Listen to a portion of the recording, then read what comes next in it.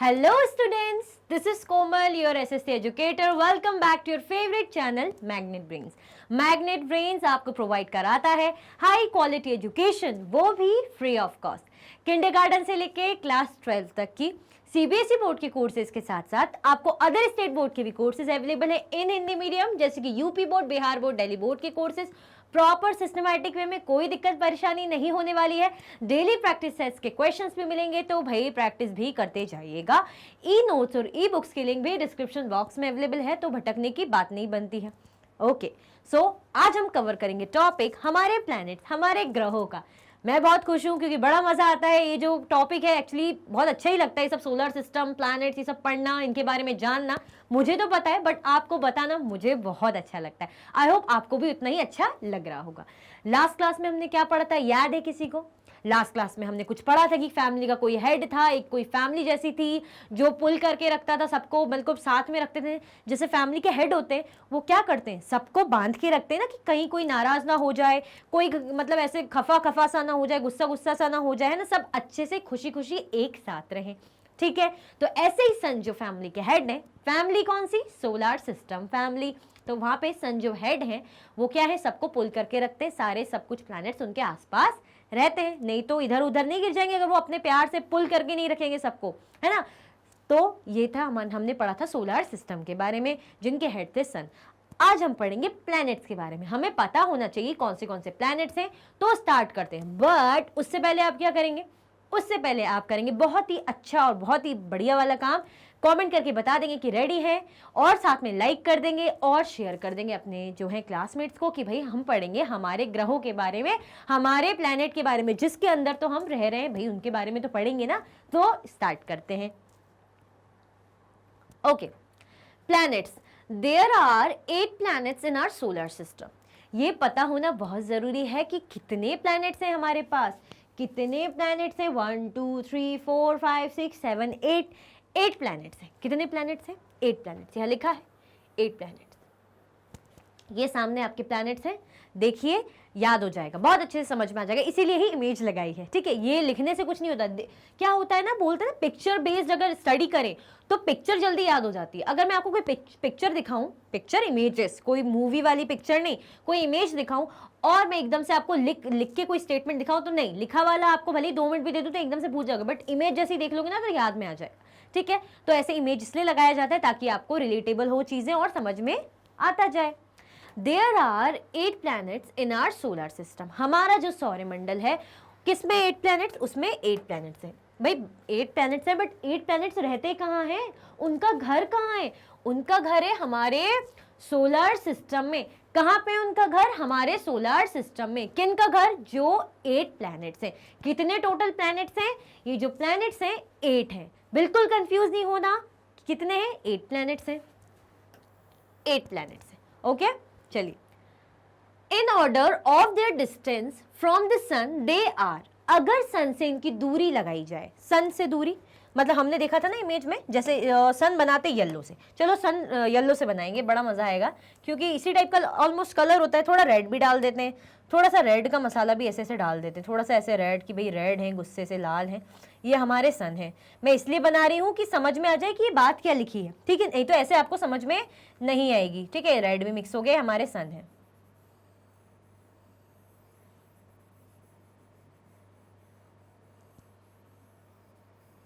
ये कौन है हमारे? ये सन है। ठीक है, लिख देती हूँ मैं, हाँ, ब्लैक से लिख देती हूँ सन। अरे ये तो कुछ ज्यादा ही, चलो कोई नहीं, दिख रहे हैं, ये सन है। ठीक है, सन है। अब अगर इसमें क्या लिखा है, ये बाद में करेंगे। इसमें क्या लिखा है कि in order of their distance, in order of their distance from the sun. मतलब ये जो 8 प्लैनेट्स है, अब अगर डिस्टेंस की बात की जाए, पहला कौन सा, दूसरा कौन सा, तीसरा कौन सा, तो कौन से प्लैनेट्स हैं? दे आर, सबसे पहले आएगा हमारा मर्क्यूरी। कौन आएगा सबसे पहले? हमारा मर्क्यूरी आएगा, तो मर्क्यूरी को फर्स्ट नंबर दे देते हैं। सेकंड पे हमारा वीनस आएगा, थर्ड पे हमारा अर्थ आएगा, फोर्थ पे मार्स, 5 पे जुपिटर, फिर 6 में सैटर्न, और 7 पे यूरेनस, और 8 पे लास्ट में हमारा नेपच्यून। आया समझ में? आया समझ में कि नहीं आया? आया होगा। देखो ये सन है, सन हमेशा सेंटर में रहता है, सेंटर में रहता है और हेड ऑफ द फैमिली, भाई मुखिया होता है किसका, किसकी बात करें, सोलर सिस्टम का। ये मत भूलना कहाँ का मुखिया होता है, पता चले यही भूल गए, किसी ने पूछा हेड कहाँ के, नहीं, सोलर सिस्टम के हेड है कौन, सन, ठीक है, सन सेंटर में रहता है। अब सन से कौन से प्लेनेट कितनी दूरी पे हैं, तो फर्स्ट पे हमारा कौन सा है, लिखते हैं, व्हाइट से ही लिखते हैं, चलो। फर्स्ट पे हमारा मर्क्यूरी है, ठीक है, फर्स्ट पे हमारा मर्क्यूरी है, फर्स्ट पे हमारा मर्क्यूरी आएगा, सबसे पहले ऐसे में यहाँ मर्क्यूरी आ जाएगा, ठीक है, ऐसे कर लीजिए, मर्क्यूरी आ जाएगा। अगर सेकंड नंबर पे हम बात करें, सेकंड नंबर पे हम बात करें तो सेकंड पे हमारे पास कौन सा है, वीनस है, सेकंड पे हमारे पास है वीनस। मैं 2-4 ही बताऊंगी यहाँ पे ताकि समझ में आ जाए ये चल क्या रहा है, ठीक है। वीनस के बाद कौन है, वीनस के बाद किसी को याद है, वीनस के बाद इसको यहाँ से हटाते हैं, इसको ऐसे बनाते हैं, ऐसी टाइप का था कुछ, ऐसी बेल्ट सी फॉर्म हो रही थी। वीनस के बाद हमारा कौन था, देखो ये जो लाइन से लिखे मैं इन्हीं को एक्सप्लेन कर रही हूं। इसके बाद हमारा था अर्थ,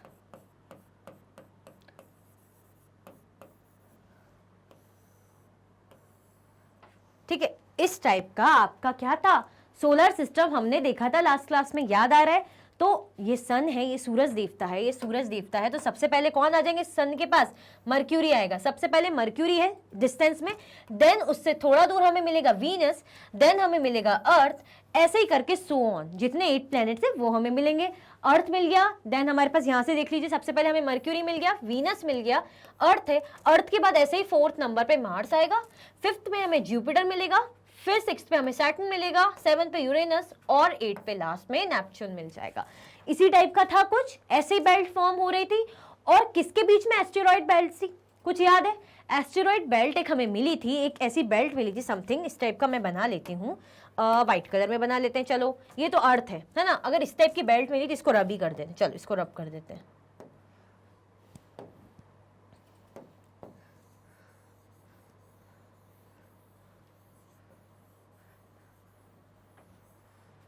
जैसे यहाँ पे ऐसा था, ऐसा कुछ था, एक प्लेनेट होगा जैसे यहाँ पे है ना, और कौन से 2 प्लैनेट्स के बीच में थी ये पता होना चाहिए था, ये वो दूसरा प्लैनेट है जिसके बीच में ये एस्टेरॉइड बेल्ट थी, किस टाइप की थी, थोड़ी इस टाइप की फॉर्म हो रही थी, किन प्लैनेट्स के बीच में थी याद करके बताओ, ये इसलिए पूछ रही हूँ ताकि याद आ जाए, ठीक है। इस टाइप के ऐसे ऐसे छोटे छोटे काफ़ी सारे डॉट्स थे, छोटे छोटे डॉट्स थे, चलो डॉट्स को थोड़ा बड़ा बड़ा कर दो, ऐसे ऐसे करके फॉर्म हो रहा था कुछ ऐसे, वाइट कलर में दिख रहा था, याद आया,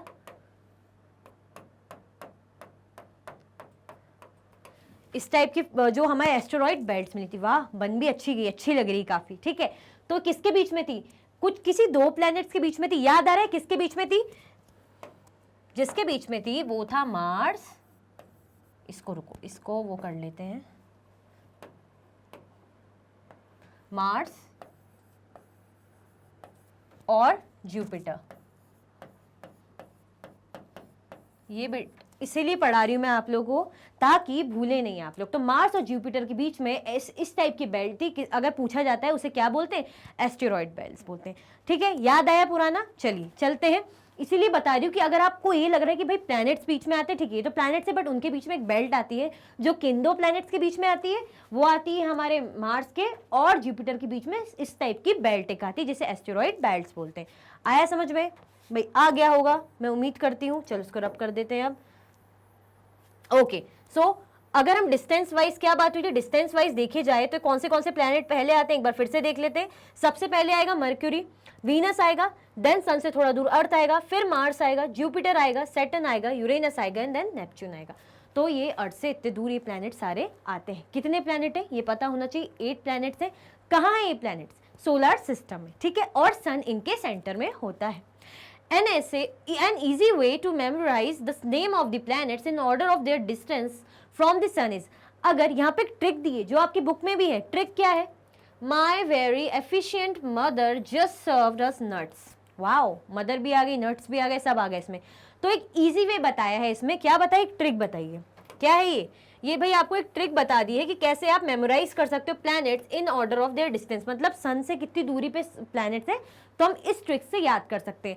तो ये जो ब्लू कलर से हाईलाइटेड है ना, ये जो वर्ड्स, ये जो पहले लेटर्स ब्लू से हाईलाइटेड है, यानी ये मार्स है, ये मार्स के लिए है, ये वीनस प्लैनेट के लिए, ये मार्स के लिए है, ये वीनस के लिए है, ये किसके लिए अर्थ आएगा, देन ये मार्स ये सॉरी ये मर्क्यूरी के लिए है, वीनस के लिए है, अर्थ के लिए है, मार्स के लिए, जुपिटर के लिए है, और क्या आता है सैटर्न के लिए, यूरेनस के लिए और नेपच्यून के लिए। ठीक है, तो ये क्या है, ये 8 प्लैनेट्स है। सबसे पहले सन के पास कौन सा आता है, मर्क्यूरी आता है। ठीक है, मर्क्यूरी आता है, देन वीनस आता है सन के बाद, सन के पास, देन थर्ड नंबर पे अर्थ रहता है, फोर्थ पे रहता है मार्स, है ना, फिफ्थ पे रहता है जुपिटर, सिक्स पे रहता है सैटर्न, और सेवन्थ पे रहता है यूरेनस, और एट्थ पे रहता है नेपच्यून। तो इस शॉर्ट ट्रिक बताइए कि आप कैसे याद कर सकते हैं, my very efficient mother just served us nuts.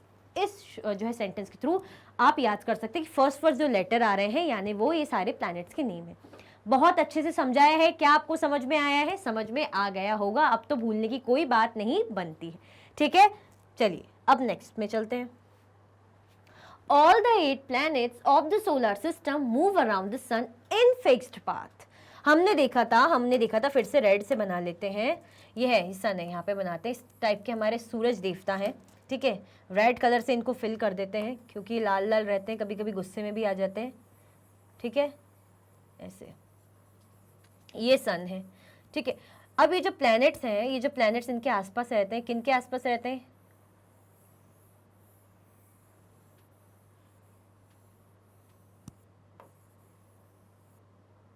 ठीक है, ये सन है, लिख देती हूँ यहाँ पे सन।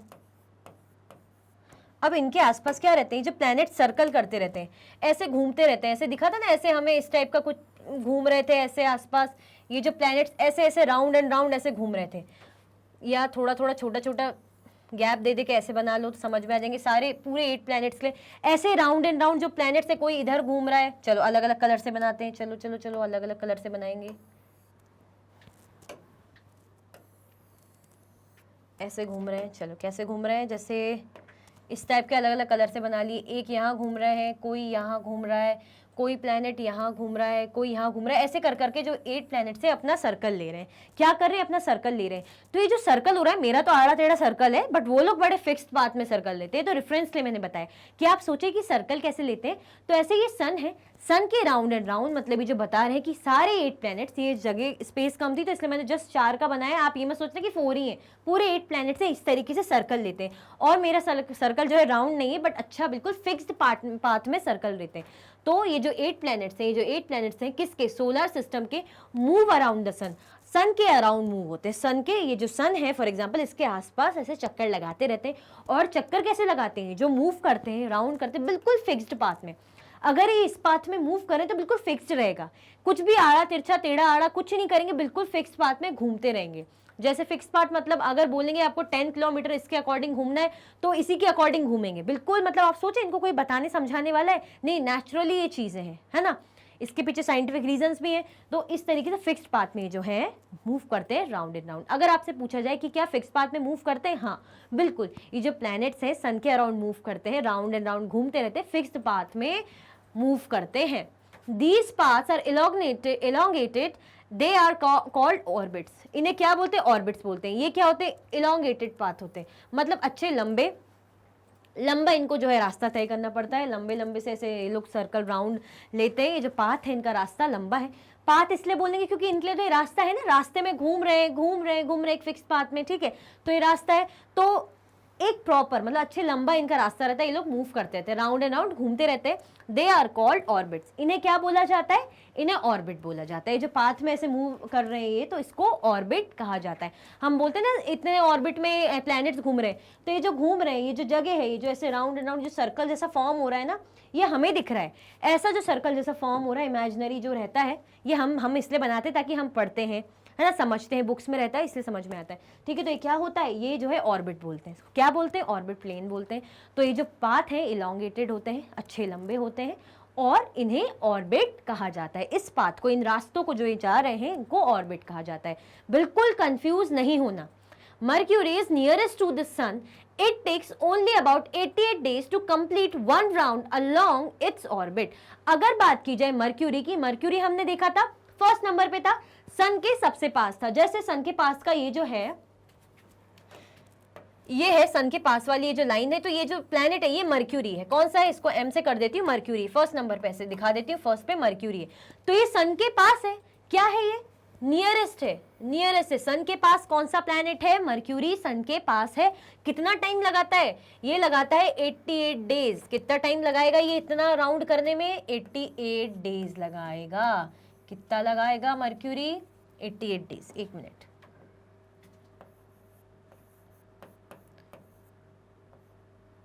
88 डेज मर्क्यूरी यहां लेगा एक राउंड कंप्लीट करने में। और ये नियरेस्ट प्लैनेट है किसके? सन के। कहां पर? सोलर सिस्टम में। तो Mercury is nearest to the sun. It takes only about 88 days to complete one round along its orbit. अपने ऑर्बिट में जब ये घूमता रहता है, घूमता है, ये जो पाथ जा रहा है, ये जो रास्ता जा रहा है, वाइट वाइट सर्कल, ये जो हमने लाइन बनाई है, ये इसे ऑर्बिट कहा जाता है, बिल्कुल मत भूलिएगा। तो अपने ऑर्बिट में ये जो सर्कल मारता है, सर्कल लगाता है कौन? मर्क्यूरी। 88 डेज लेता है। और ये सर्कल किसके अराउंड करता है? सन के अराउंड ये राउंड एंड राउंड घूमते हैं। 88 डेज लेता है। Venus is considered as Earth's twin because its size and shape are very much similar to that of the Earth. अगर हम वीनस की बात करें तो वीनस कैसा होता है? वीनस को क्या कहा जाता है? वीनस को कहा जाता है भाई अर्थ का जुड़वा भाई। ट्विन्स हम बोलते हैं, जुड़वा भाई बहन। ट्विन्स आपने सुना होगा वर्ड। तो अर्थ का ट्विन, अर्थ का मतलब जुड़वा भाई कौन? अगर पूछा जाए तो वीनस। कौन है अर्थ का जुड़वा भाई? वीनस। क्यों? क्या रीजन है? अगर ये पूछा जाए रीजन क्या है, तो रीजन ये है बिकॉज ऑफ उसका साइज और शेप। किसका साइज और शेप? वीनस का साइज और शेप किससे सिमिलर है? Very much similar to that of Earth. मतलब पृथ्वी से, अर्थ से लगभग जो वीनस का साइज है, शेप है, मतलब जो लुक वाइज है, वो क्या है? बिल्कुल वीनस के अर्थ जैसा है। तो इसलिए अर्थ का ट्विन होता है। कई बार होता है ना, जैसे आपके बेस्ट फ्रेंड्स होते हैं या आपके कजन्स होते हैं। अगर भाई बहन को हटा दिया जाए, अगर कजन से, तो जैसे बोलेंगे ना, अरे आपकी तरह हेयर स्टाइल है, मतलब ऐसे ही कर्ली हेयर्स हैं या ऐसे स्ट्रेट हेयर्स हैं, ऐसी हेल्थ है, आपकी जैसी हाइट है, फेस कट भी सेम है, तो ऐसा लगता है ट्विन्स हो, जुड़वा। तो ऐसे ही वीनस भी अर्थ जैसा दिखता है, अर्थ जैसा साइज है, अर्थ जैसा शेप है, इसीलिए वीनस को अर्थ का ट्विन प्लैनेट कहा जाता है। किसे कहा जाता है? वीनस को। कंफ्यूज नहीं होना, ठीक है। और नियरेस्ट प्लैनेट कौन है सन का? नियरेस्ट प्लैनेट है मर्क्यूरी, ठीक है। 88 डेज लगाता है अपने ऑर्बिट प्लेन में ऐसे राउंड एंड राउंड। किसके? सन के। आया समझ में? आया समझ में? तो क्या कर दो, फटाफट से लाइक कर दो। टिल रिसेंटली अगस्त 2026, अगर बात की जाए अभी तक के, till recently August 2006 Pluto was also considered a planet. Pluto एक प्लैनेट आप सुनते होंगे, हो सकता है अभी आपने नहीं सुना होगा, हम भी सुनते हैं हमारे टाइम में। तो टिल रिसेंटली अगस्त 2006 में प्लूटो क्या था? प्लूटो एक प्लैनेट कंसिडर किया जाता था। क्या किया जाता था? प्लूटो एक प्लैनेट कंसिडर किया जाता था। क्या किया जाता था? प्लूटो। ये दिख रहा है, ये जो यहाँ दिख रहा है, ये यहाँ पे एक साइड में बिल्कुल छुप के बैठे हैं, ये प्लूटो है। प्लूटो को क्या माना जाता था? 2006 तक एक प्लैनेट कंसिडर किया जाता था। अभी हमने 8 प्लैनेट्स पढ़े, उसमें प्लूटो नाम था? नहीं था ना। मैम ये प्लूटो कहाँ से आ गया? प्लूटो 2006 तक था, हमने पढ़ा है, हमारे मम्मी पापा पढ़ते थे तो उन्होंने भी पढ़ा है, बट अब नहीं है। क्यों नहीं है? However, in a meeting of the International Astronomical Union, a decision was taken that Pluto, like other celestial objects, Ceres 2003 UB313 discovered in recent past, may be called dwarf planet. क्या होता है ये dwarf planet? ये क्या होता है? ये क्या आ गया मैम? कुछ समझ में नहीं आया, ये अजीब अजीब से नेम आ गए। हम तो सन पढ़ रहे थे, सोलर सिस्टम पढ़ रहे थे, ये क्या आ गया? देखिए ये बता रहे हैं कि भाई 2006 तक प्लूटो भी एक प्लैनेट था। ये रहा प्लूटो, एक साइड में बेचारा छोटा सा प्यारा सा क्यूट सा, वो एक प्लैनेट माना जाता था। बट एक मीटिंग हुई, कहाँ पे मीटिंग हुई? कहाँ पे मीटिंग हुई? किन की मीटिंग हुई? इंटरनेशनल एस्ट्रोनॉमिकल यूनिट की एक मीटिंग हुई, जिसमें उन्होंने एक डिसीजन लिया that Pluto like other celestial objects serious 2003 UB313 discovered in recent past में बी कॉल्ड ड्वार्फ। मतलब अदर जो प्लैनेट्स हैं, अदर जो प्लैनेट्स की तरह, जैसे सेलेस्टियल ऑब्जेक्ट्स की तरह प्लूटो भी है, ठीक है। प्लूटो को क्यों हटाया गया प्लैनेट से? क्योंकि प्लूटो अदर प्लैनेट की कंपेयर में, ये जो वर्ड है ना, ये जो वर्ड आप देख रहे हैं ड्वार्फ, ये ड्वार्फ का मतलब है कि भाई बहुत छोटा साइज है।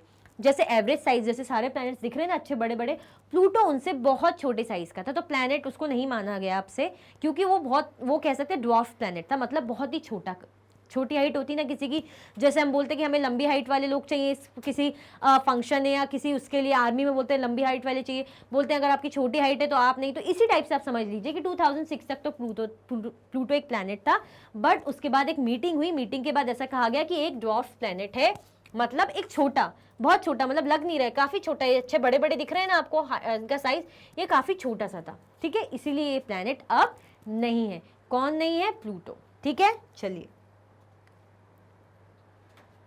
डू यू नो देखते हैं। Humans have always been fascinated gazing at the night sky. Those who study the celestial bodies and their movements are called astronomers.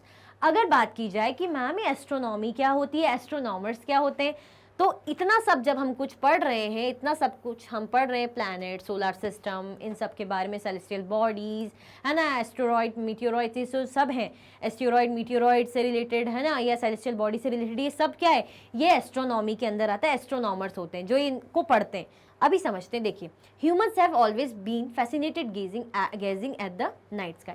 जब गेज करते हैं, ऐसे देखते हैं ऊपर, गेज मतलब ध्यान से ऐसे देखते रहते हैं ऊपर नाइट में कि क्या दिख रहा है हमें, बढ़िया बढ़िया जो है मून दिख रहा है ना, हमें तारे दिख रहे हैं, कभी कभी एक आध तारा टूटता हुआ भी दिख गया, तो ये जो सब देखते हैं हम, तो those who study the celestial bodies, अब ये जो क्या होती, ये सब सेलेस्टियल बॉडीज होती हैं, तो जो इन्हें स्टडी करते हैं, जैसे हमने देखा था, अभी इसको साइट करते हैं, हम देखते हैं ना, जो हिस्ट्री के बारे में जानते हैं, जो पता लगाते हैं कि कौन सी सभ्यता कब आई, कौन से राजा महाराजा का कॉइन सिक्का कब निकला, है ना, हमने पढ़ा था, याद आया, तो उनको क्या बोलते हैं, उनको हम क्या बोलते हैं, उनको आर्कियोलॉजिस्ट बोलते हैं, हिस्टोरियंस बोलते हैं, स्कॉलर्स बोलते हैं, ठीक है।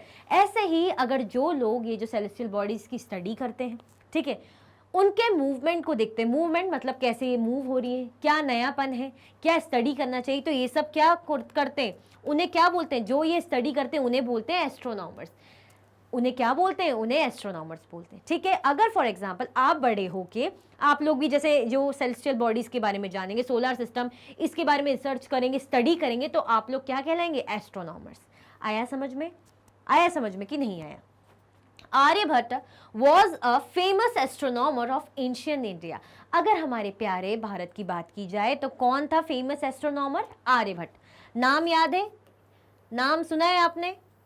सुना होगा। आर्यभट्ट जो थे वो फेमस एस्ट्रोनॉमर थे, बड़े ही फेमस एस्ट्रोनॉमर थे पुराने भारत के, प्राचीन भारत के, एंशियंट इंडिया के। और एस्ट्रोनॉमर कौन होते हैं? एस्ट्रोनॉमर वो होते हैं जो सेलेस्टियल बॉडीज और उनके मूवमेंट को स्टडी करने का काम करते हैं, ठीक है।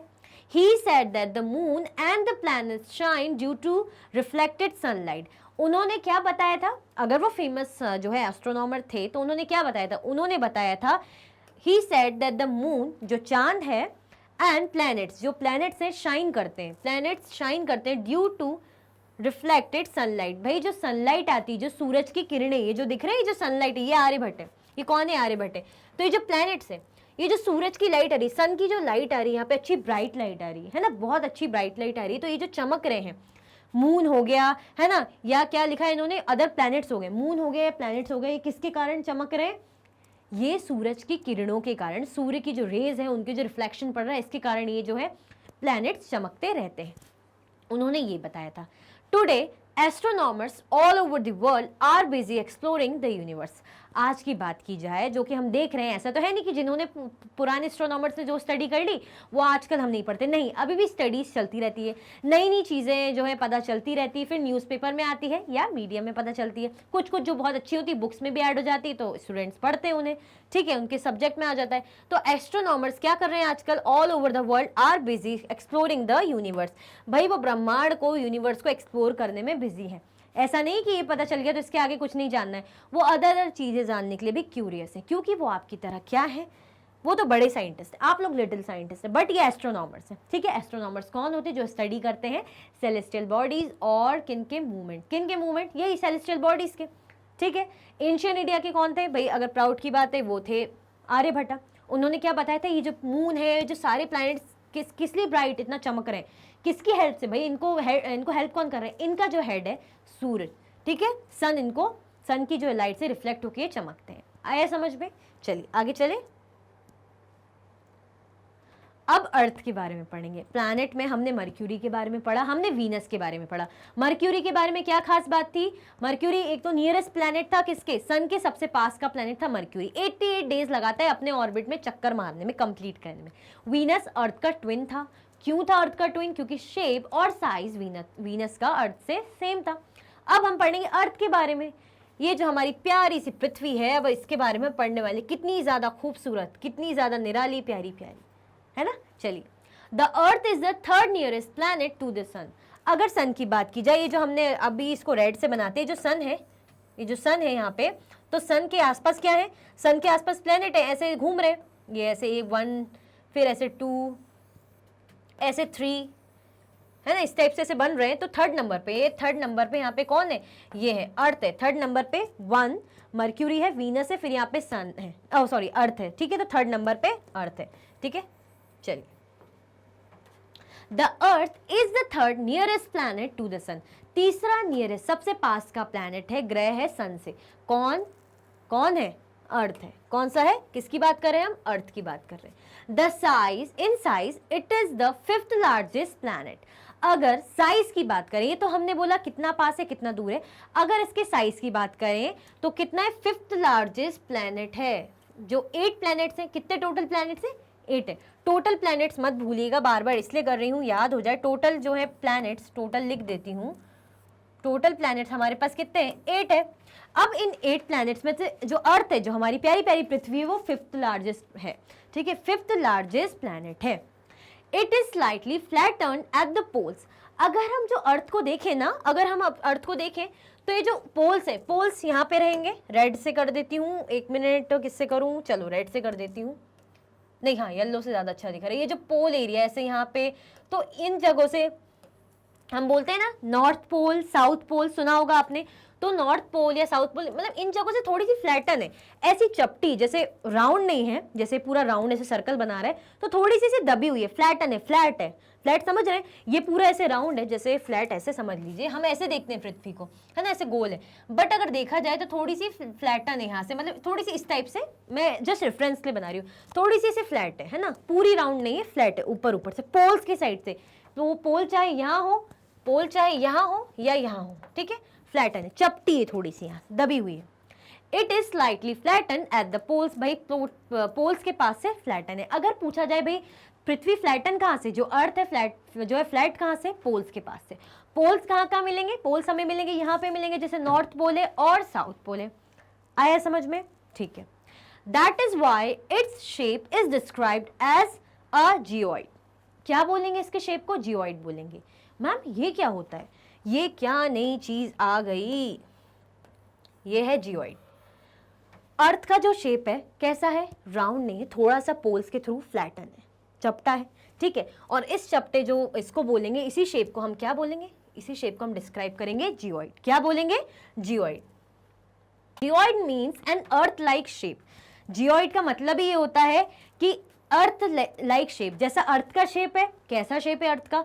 राउंड है, बट पोल्स के थ्रू फ्लैटन है। जैसे ये राउंड है, मैंने बताया ना, ऐसे पूरा राउंड एंड राउंड है, बट ऊपर की सतह से और नीचे से थोड़ा सा फ्लैट हो गया है यहाँ से, ठीक है। तो इसी को जियोइड बोलते हैं। और जियोइड का मतलब ही यही होता है, अर्थ लाइक शेप, अर्थ जैसा शेप। आया समझ में? एक बार फिर से बताऊं? एक बार बताना ही पड़ेगा, क्योंकि हमारे अर्थ से रिलेटेड है, काफी क्वेश्चन आ जाते हैं, ठीक है। The third nearest planet to the sun. जो हमारा अर्थ है वो सन से तीसरा सबसे पास का प्लैनेट है। जैसे मैंने बताया था, ये सन बना ही है, तो 1 इसको रब कर देते हैं, यहाँ बना देते हैं। जैसे ये है सन है, तो 1 2 3, तो ये थर्ड नंबर पे कौन सा है? हमारा सन है, सॉरी अर्थ है।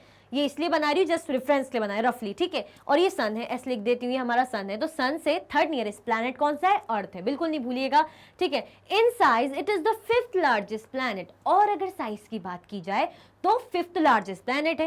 It is slightly flatten at the poles. Poles, ये जो नॉर्थ साउथ पोल, ये जो ऊपर है यहाँ से, ये तो सन हो गया। चलो सन को क्यों बनाए हम बनाते अर्थ को ही।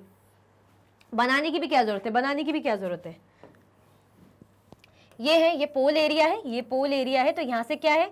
यहाँ से फ्लैट है, फ्लैटन है, ठीक है, फ्लैट है, फ्लैट है, ये फ्लैट फ्लैट लिख रही हूँ ताकि समझ में आ जाए, ठीक है। तो इसी शेप को, ये जो इसी टाइप का शेप है, किसका? अर्थ को, इसी को क्या बोलते हैं? जियोइड। ये है, ये वर्ड है भूलना नहीं, जियोइड बोलते हैं। और जियोइड का मतलब क्या होता है? जियोइड का मतलब ही यही होता है कि अर्थ लाइक शेप, अर्थ जैसा शेप। आई होप आपको बहुत अच्छे से समझ में आया होगा, कोई कंफ्यूजन नहीं होगा, ठीक है। Conditions favorable to support life are probably found only on the earth. अगर अर्थ की इतनी तारीफ होती, इतनी बात होती, अर्थ में इतनी जिंदगी है, मैं अर्थ के अंदर हूँ, आप अर्थ के अंदर है, मैं आपको अर्थ के ही बारे में पढ़ा रही हूँ, कितनी अच्छी बात है, और आप पढ़ रहे हैं। क्यों है ऐसा? क्यों है? क्योंकि हमारे जो है फेवरेबल लाइफ है। क्या है? फेवरेबल कंडीशन है। फेवरेबल कंडीशन मतलब हम बोलते हैं ना हमारे फेवर की चीज़ है। मतलब जैसे आप कहीं जा रहे हैं, आप मार्केट में घूम रहे हैं, अब आपको लग रहा है कि मम्मी पापा को बोलूं कि मेरा जो है एग्जाम्स खत्म हो गए हैं और मैं समर वेकेशन के लिए मैं चाह रहा हूँ, मुझे टॉयज चाहिए, मुझे प्ले स्टेशन चाहिए। तो अगर आपको लग रहा है कि मम्मी का मूड अच्छा है, मम्मी पापा का मूड अच्छा है, मम्मी खर्चा कर देंगे, मतलब दिला देंगे, और वो बोल भी रहे हैं कि ठीक है बताओ कौन सा चाहिए, तो यानी फेवर की बात है, आपके लिए फेवरेबल कंडीशन है। तो इसलिए समझा रही हूँ ताकि जल्दी समझ में आ जाए। तो ऐसे ही जो कंडीशन फेवरेबल है, जो सपोर्ट करती life, are probably found on the earth. कहाँ मिलती है ये? हमें पृथ्वी में मिलती है, अर्थ में मिलती है। तभी तो इतने पेड़ हैं, नदियां हैं, पहाड़ हैं, हम हैं, जानवर हैं, प्लांट्स हैं, सब कर रहे हैं ना यहाँ पे। अच्छी अच्छी गैसेज है, एयर है, मतलब जिंदगी जीने के लिए एक अच्छी कंडीशन है या नहीं? अगर हम जी रहे हैं, सब कुछ बढ़िया है, यानी हमारे अर्थ में क्या है? फेवरेबल कंडीशन है जो सपोर्ट करती लाइफ को, ताकि जिंदगी जो है चल रही है, जिंदगी जी रहे हैं लोग अर्थ के अंदर। The earth is neither too hot nor too cold. अगर अर्थ की बात की जाए तो अर्थ क्या है? ज्यादा हॉट भी नहीं है और ज्यादा कोल्ड भी नहीं है। इसीलिए ही तो अर्थ में जो है लाइफ फेवरेबल है। बहुत ठंडा हो जाता तो क्या रह पाते? दिक्कत हो जाती, मुश्किल हो जाती, या बहुत गर्म हो जाता तो भी दिक्कत हो जाती। बट मीडियम है, मॉडरेट चल रही हैं चीज़ें, एडजस्ट करके चल रहे हैं, सब कुछ बड़ा बढ़िया है, ना गर्म है ना ज़्यादा ठंडा है। कहाँ, किसकी बात कर रहे हैं हम? अर्थ की, ठीक है। It has water and air which are very essential for survival. इसमें क्या है? मैंने क्या बताया था? एयर भी है, वाटर भी है। एयर ज़रूरी नहीं है, एयर बहुत ज़रूरी है। वाटर क्या ज़रूरी नहीं है? बहुत ज़रूरी है, रोज़ का ही काम है इनकी, तो रोज़ की नीड पढ़नी ही पढ़नी है, हर किसी को पढ़नी है, ठीक है। तो इसके पास क्या है? किसके पास? ये हमारी प्यारी प्यारी पृथ्वी के पास वाटर है और एयर है, जो किस लिए एसेंशियल है? हमारे जीवन चलने के लिए, हमारे सर्वाइवल के लिए। आया समझ में? The air has life supporting gases like oxygen. वही वाली बात होगी, गैसेस भी है मैंने कहा, तो लाइफ सपोर्ट के लिए क्या इंपॉर्टेंट है? हम ऑक्सीजन ऑक्सीजन ऑक्सीजन इतना बोलते हैं, तो ऑक्सीजन गैसेस एग्जाम्पल के तौर पे, मतलब और भी गैसेस है, नाइट्रोजन, कार्बन डाइऑक्साइड, और भी गैसेस है, बट जो लाइफ सपोर्ट के लिए हमारे लिए कौन सी एयर है हमारे पास? The air has life supporting gases. जो हवाओं में हमें लाइफ सपोर्ट करने की गैसेस मिलती हैं, जैसे oxygen. Because of these reasons the earth is a unique planet in the solar system. इतनी फेवरेबल कंडीशन है कि इंसान सिर्फ इसी प्लैनेट पे रह रहा है। ये जो दिख रहा है ना आपको, ये अर्थ है, इसी के अंदर एयर है, इसी के अंदर गैसेस है, वाटर है, ना ज़्यादा ठंडा है ना ज़्यादा गर्म है। इंसान जी रहे हैं, बढ़िया बढ़िया घर बना रहे हैं, बढ़िया बढ़िया गेम्स खेल रहे हैं, मस्त मस्त खा रहे हैं, बहुत बढ़िया। तो ये क्या है? ये यूनिक हुआ कि नहीं हुआ? तो क्या है अर्थ? अर्थ एक यूनिक प्लैनेट है। ये जो हमारी प्यारी पृथ्वी है, बड़ी ही यूनिक सा प्लैनेट है। किसमें? पूरे सोलर सिस्टम में। सोलर सिस्टम में क्या पढ़ रहे हैं हम सोलर सिस्टम में अर्थ को पढ़ रहे हैं। तो भाई सोलर सिस्टम में अर्थ एक यूनिक प्लैनेट है। क्यों यूनिक प्लैनेट है? जो चीज़ें हम देख रहे हैं, जो रीजंस हमने पढ़े, इन रीजंस के कारण जो अर्थ है हमारा बड़ा ही यूनिक प्लैनेट है। From the outer space the earth appears blue because it's 2/3 surface is covered by water. अगर हम आउटर सरफेस से देखें, जो दिख रहा है आपको, आप पूरा देख रहे हैं यहाँ पे, तो आपको काफी ब्लू ब्लू, पूरा ब्लू ब्लू दिख रहा है। ये पूरा ये सब है जो एरिया है, ज्यादा ये जो है पूरा ये blue blue blue blue blue blue. क्यों दिख रहा है ब्लू ब्लू? ये ब्लू इसलिए दिख रहा है क्योंकि 2/3 जो है वाटर के कारण, जस्ट बिकॉज ऑफ वाटर। पानी है अर्थ में कितना? 2/3, 2/3 वाटर है। देख रहे हैं आप कितना ज्यादा? तो 2/3 वाटर के कारण क्या दिखता है? जो आउटर स्पेस से देखें तो अर्थ कैसा दिखता है हमें? ब्लू कलर का। अर्थ कैसा दिखता है? नीले नीले कलर का, ब्लू कलर का, क्योंकि वाटर है। कितना? 2/3, बहुत हो जाता है। Therefore it is therefore called a blue planet. इसीलिए इसे क्या बोलते हैं? ब्लू प्लैनेट भी बोलते हैं। अगर पूछा जाए अर्थ को क्या बोलेंगे? हमारा यूनिक प्लैनेट कौन है? हमारा जो है ब्लू प्लैनेट कौन है? हमारा अर्थ, ठीक है, अर्थ है हमारा ब्लू प्लैनेट। क्योंकि आउटर स्पेस से देखें, आउटर सरफेस वहां से देखें तो पूरा ब्लू दिखता है, जस्ट बिकॉज ऑफ वाटर। कितना है वाटर? 2/3। और कैसा है, अर्थ यूनिक है क्योंकि इसमें गैसेस है, इसमें एयर है ना, उसमें वाटर है, ठीक है, लाइफ सपोर्टिंग सिस्टम है, सर्वाइवल पॉसिबल है, ना ज्यादा गर्म है ना ज्यादा ठंडा है। आया समझ में? आई होप बहुत अच्छे से समझ में आया होगा। तो भाई फटाफट से लाइक करना ना भूलें, ठीक है। वर्ड ओरिजिन, अभी कुछ वर्ड है जो हमें पता होना चाहिए, मतलब ये जो कैसे हुए ओरिजिन, जो आपकी बुक में भी है, पढ़ते हैं। Many words used in a language may have been taken from some other language. काफ़ी वर्ड्स जो हम यूज़ करते हैं, ऐसा नहीं है कि इंग्लिश के हो गए, उर्दू हो गए, हिंदी हो गई, संस्कृत, जो भी है, कभी कभी जो भी लैंग्वेज रहती है, और भी लैंग्वेज, ये तो मैंने बहुत कम बोली, चाइनीज़, जापानीज़, कोरियन और भी इटालियन। तो क्या होता है कि many words used in a language, अगर किसी भी लैंग्वेज में काफ़ी जो वर्ड्स यूज़ हो रहे हैं, मतलब वर्ड्स तो यूज़ हो रहे हैं, तो उसमें से कुछ कुछ वर्ड्स क्या होते हैं जो अदर लैंग्वेज से लिए जाते हैं। कुछ कुछ वर्ड, जैसे फॉर एग्जांपल हम हिंदी बोल रहे हैं, मैं हिंदी शुद्ध हिंदी बोल रही हूँ, हिंदी की जो है लाइन बोल रही हूँ, तो उसमें से हो सकता है जो कुछ वर्ड्स हैं दूसरी लैंग्वेज से लिया होगा, दूसरी भाषा से लिए गए होंगे। Geography for example is an English word. अगर ज्योग्राफी की बात की जाए, ज्योग्राफी की बात की जाए, वो क्या है जिसे हम पढ़ रहे हैं? ज्योग्राफी एक इंग्लिश वर्ड है। क्या है? एक अंग्रेजी शब्द है।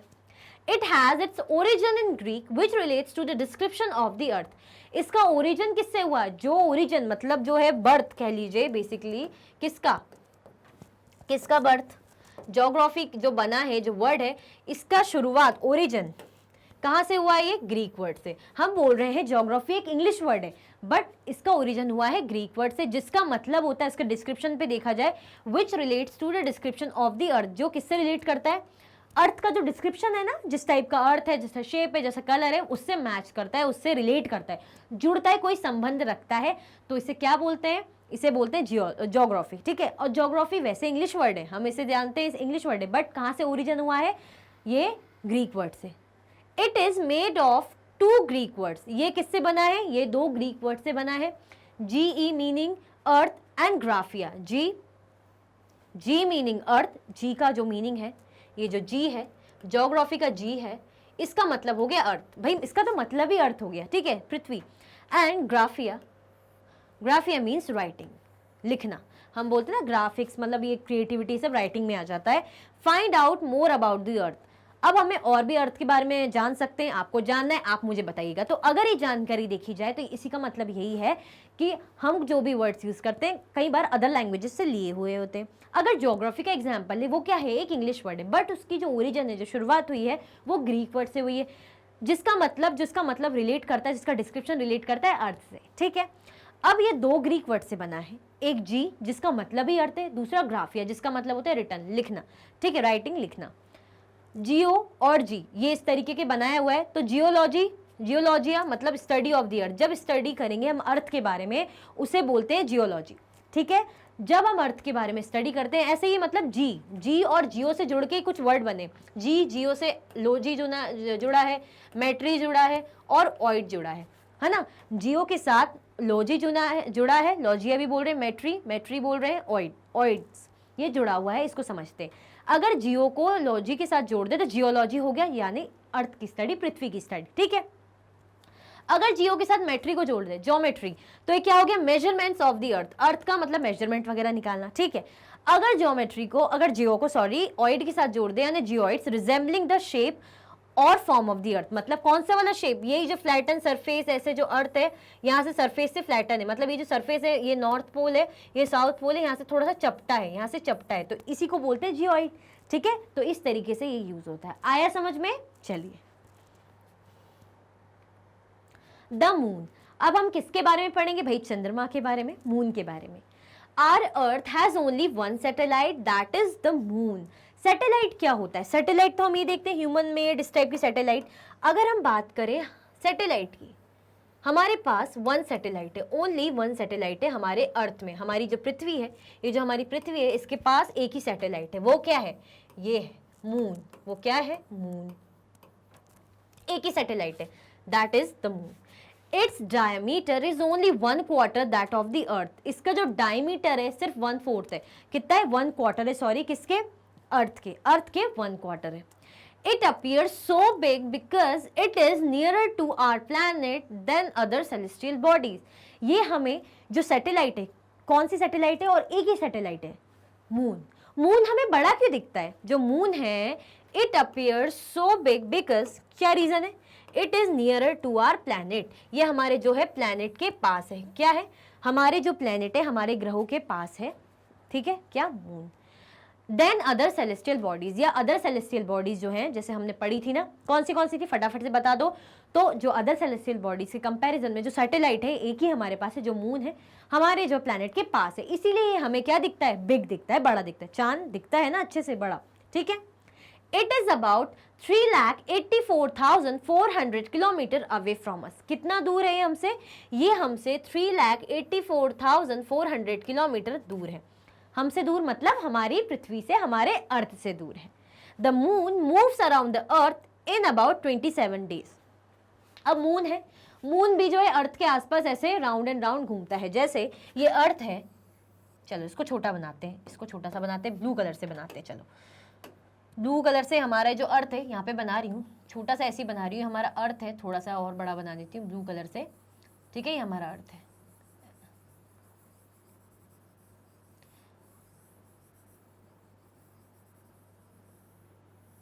ये रेफरेंस के ऐसी बना रही हूँ ताकि आपको समझ में आ जाए, वहाँ स्पेस नहीं है, नहीं तो मैं बताती, ठीक है। ये अर्थ है, हम क्या समझ लीजिए, इसको ई लिख देते हैं, अर्थ है, अर्थ है। अब जो मून है इसके आसपास, जैसे मून है इसके आसपास जो पूरा ना ऐसे ऐसे राउंड करेगा, रुको इसको हाँ इसी से कर देते हैं, मून है इसके आसपास ऐसे घूमता रहेगा अर्थ के आसपास, और ये गोल ऐसे मून बना देते हैं, ये मून है, ठीक है, ये मून है, थोड़ा सा इसको येलो कलर से ऐसे दे देते हैं, वैसे मून वाइट होता है बट ये वाइट हमने वो बनाया है, तो ये मून है। मतलब ये जो मून है, इसको डॉट को भी भर दो, ये जो मून है सन जो है अर्थ के आसपास जो है राउंड लगाने में क्या लिखा है, the moon moves around the sun, sun के अराउंड अर्थ के अराउंड घूमता है, किसके अराउंड घूमता है, पृथ्वी के अराउंड, ये जो है पृथ्वी इसके अराउंड घूमता है मून, जो कितना टाइम लगाता है, 27 डेज लगाता है, कितने दिन लगाता है, 27 दिन लगाता है। तो मून क्या है, एक सैटेलाइट है हमारे पास जो मून है, ठीक है। ये हमें पास क्यों दिखता है, ये हमें पास इसलिए दिखता है क्योंकि ये सन क्या है, अर्थ के, मतलब ये क्यों हमें इतना बड़ा दिखता है, क्योंकि ये अर्थ के पास है, अर्थ के पास है इसीलिए हमें बड़ा दिखता है, ठीक है। साथ में ये क्या करता है, अर्थ के अराउंड मूव करता है, जिसमें कितना टाइम लगा देता है, ये लगा देता है राउंड लेने में, ऐसे राउंड लेने में 27 डेज लगा देता है, कितने डेज लगा देता है, 27 days. It takes exactly the same time to complete one spin. As a result, only one side of the moon is visible to us on the earth.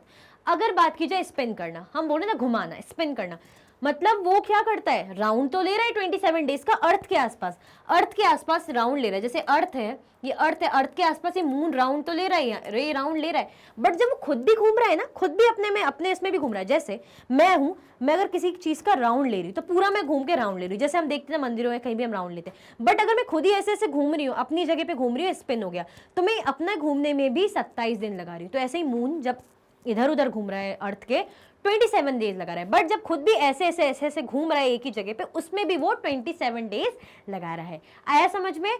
It takes exactly the same time to complete what, to complete one spin, एक चक्कर लगाने, जो वाली spin मैंने लगाई ना अपनी जगह पे, ऐसे ऐसे यहीं पे मैं घूम गई, वो लगाने के लिए भी 27 दिन 27 डेज लगाता है। As a result only one side of the moon is visible to us on the Earth. इसीलिए मून का क्या दिखता है हमें, सिर्फ एक साइड, मून का सिर्फ एक साइड हमें अर्थ से दिखता है, मून का एक साइड हमें अर्थ से दिखता है। क्यों, एक बार और बता देती हूँ कि मून अगर, जैसे ये है अर्थ है, मून इसके जो राउंड लगा रहा है, ठीक है, ये राउंड लगा रहा है, अच्छी बात है, 27 डेज लगा रहा है, बट मून जब खुद में ऐसे ऐसे अपनी जगह पे ऐसे घूम रहा है, तो उसमें भी 27 डेज लगा रहा है। तो इसीलिए ये सब जो होता रहता है, इसी प्रोसेस में हम मून का एक साइड ही देख पाते हैं अर्थ से। The moon does not have conditions favourable for life. अगर देखा जाए तो जो मून है उसमें फेवरेबल कंडीशन नहीं है। फेवरेबल कंडीशन मतलब जो ह्यूमन लाइफ या कोई भी सपोर्टिंग लाइफ सर्वाइवल के लिए मून में अच्छी फेवरेबल कंडीशन नहीं है। It has mountains, plains and depressions on its surface. इसमें क्या है, मून में क्या है, माउंटेन भी है, पहाड़ भी है, प्लेन्स भी है और डिप्रेशंस ऑन इट्स सरफेस। अब मैम डिप्रेशन क्या, टेंशन वाला, एंग्जाइटी वाला, जिसमें लोग मतलब बहुत ज़्यादा टेंस्ड हो जाते हैं, एग्जाम टाइम में स्पेशली, ठीक है, जो पढ़ाई नहीं करते, जो करते वो तो बहुत अच्छे से बढ़िया से रहते हैं, ठीक है। तो डिप्रेशन ऑन इस सरफेस, मतलब जैसे ये सरफेस है, ये पूरे सरफेस एरिया है, तो कुछ जगह ऐसी धसी ऐसी दबी हुई, पिचकी हुई, ऐसे दबी हुई कुछ ऐसी जमीन है, मतलब खड्डे टाइप की, ऐसे ऐसे ऊपर नीचे उबड़ खाबड़ थोड़ा सा इस टाइप की। तो क्या है, डिप्रेशन है। उसकी सरफेस सतह पे, मून की सतह पे दिख रहा है आपको, ये तो देखो मैं इतने अच्छे से बता रही हूँ तो बना ही हुआ है, ये देखो ये ऐसे डिप्रेशन है, ये कितने गड्ढे गड्ढे टाइप के ऐसे दिख रहे हैं, फ्लैट भी दिख रहे हैं कुछ कुछ जगह, बट ये गड्ढे गड्ढे जैसे। तो ये क्या है, ये है मतलब हमें क्या बता रहा है कि भाई माउंटेन भी है, प्लेन्स भी है, बट जो सरफेस है उसमें डिप्रेशन है, मतलब ऐसे दबी हुई सी सतह है, ठीक है। These cast shadows on the moon surface. Look at the full moon and observe these shadows. अगर हम ये जो देखना चाहते हैं ना, ये जो शेडोज जो हम देख रहे हैं कि धसी हुई है कैसा, ये जो इस टाइप का, हमें पता है कब दिखेगा, ये क्या बना देता है, इसके कारण ये शेडो बना देता है, एक परछाई बना देता है, किसमें, मून में, मून के सरफेस में। हम मून की सतह पे देखेंगे ना, सरफेस में एक हमें परछाई सी दिखेगी, किसकी, ये जो इन सब चीजों की डिप्रेशन जो हो रहा है इसमें। और अगर हमें देखना है, अब देखना आपको कभी देखना है, जब फुल मून होगा ना। फुल मून कब होता है, याद है, फुल मून पूर्णिमा के टाइम होता है। तो पूर्णिमा के दिन देखना, जब आप चांद को देखोगे ना, मून को, तो आपको ये परछाई दिखेगी इस टाइप की, देखना, मैंने भी देखी है, दिखती है, आपने ध्यान नहीं दिया होगा। आप सोचते हैं ना कि जब हम तो देखते चांद सफेद है, हमने तो मूवीज में सॉन्ग्स भी सुने हैं बड़े अच्छे से, सुंदर सुंदर से, बड़े प्यारे प्यारे से, कि भाई सुंदर चांद, सफेद चांद। तो इस टाइप का जो दिखता है हमें, कुछ धब्बा जैसा, कुछ अलग अलग डार्क कलर में, थोड़ा सा ग्रेइश ऐसे कलर में दिखेगा, तो वो क्या है, ये शेडो जो हमें दिखती है। क्या दिखती है, जो शेडो। आया समझ में, आया समझ में कि नहीं आया भाई। मून के बारे में हम पढ़ रहे हैं। मून एक सैटेलाइट है, किसके पास है, इंडिया नहीं बोलेंगे, हमारे अर्थ के पास है, ठीक है। ये कैसा दिखता है, हमें बड़ा क्यों दिखता है, क्योंकि ये अर्थ से पास में, ठीक है। ये कितना टाइम लगा देता है, 27 दिन लगा देता है, 27 डेज लगा देता है अर्थ के आसपास घूमने में, और खुद भी अपनी जगह पे ऐसे ऐसे राउंड एंड राउंड घूमता है, इसलिए भी 27 डेज साथ में लगते हैं, ओके। इसीलिए जो है अर्थ, जो है मून का, हमें अर्थ से सिर्फ एक साइड दिखता है। जो एक साइड दिखता है हमें, वो कैसा दिखता है, यहाँ पे उसकी शेडो हम फुल मून यानी पूर्णिमा के टाइम देख सकते हैं। इसमें फेवरेबल लाइफ नहीं है, रहने लायक कंडीशन नहीं है, किसमें, मून में। और मून में हमें माउंटेन्स भी मिलेंगे, प्लेन्स भी मिलेंगे, और कैसी डिप्रेस सरफेस भी मिलेगी भाई, जो धचकी हुई सी, ऐसे दबी हुई सी सरफेस भी मिलेगी। और इनकी परछाई हमें कहाँ दिखती है, फुल मून के टाइम हम मून में देख सकते हैं। आया समझ में, आई होप आपको अच्छे से समझ में आया होगा, और बहुत ही मज़ा भी आया होगा, नॉलेज भी मिला होगा। इसी के साथ आपका जो टॉपिक है प्लैनेट्स का एंड होता है। मैं उम्मीद करती हूँ बहुत ही अच्छे से चीज़ें आपको समझ में आई होगी, तो कमेंट में मुझे ज़रूर बताइएगा, ज़्यादा से ज़्यादा अपने फ्रेंड्स को भी शेयर कीजिएगा, ठीक है। इसी के साथ ये वीडियो एंड होती है। अगर आप और भी वीडियो के लेक्चर्स देखना चाहते हैं तो आप मैग्नेट ब्रेन्स के यूट्यूब चैनल पे देख सकते हैं, एप्लीकेशन पे देख सकते हैं, वेबसाइट पे देख सकते हैं। ई नोट्स और ई बुक्स की लिंक आपको डिस्क्रिप्शन बॉक्स में अवेलेबल है। ये कुछ हाई क्वालिटी के कोर्सेज हैं जो आपको कैसे 100% बिल्कुल मुफ्त अवेलेबल है, जैसे कि CBSE board, Delhi board, Bihar board, UP board, MP board, Rajasthan board, वैदिक मैथ्स क्रैश कोर्स और स्पोकन इंग्लिश कोर्स आपको 100% मुफ्त में अवेलेबल है। आप मैग्नेट ब्रेन्स के हिंदी मीडियम चैनल को भी जरूर देखें, सब्सक्राइब करें, बड़ी हिंदी जो है नॉलेजेबल वीडियोस आपको मिलेगी। अदर प्लेटफॉर्म पे भी जरूर फॉलो करें, फेसबुक, इंस्टाग्राम, एक्स, टेलीग्राम और व्हाट्सएप पे। ज़्यादा से ज़्यादा लाइक कीजिए, ज़्यादा से ज़्यादा शेयर कीजिए, चैनल को सब्सक्राइब करना बिल्कुल भी ना भूलें। अपना ख्याल रखें। Thank you so much for watching.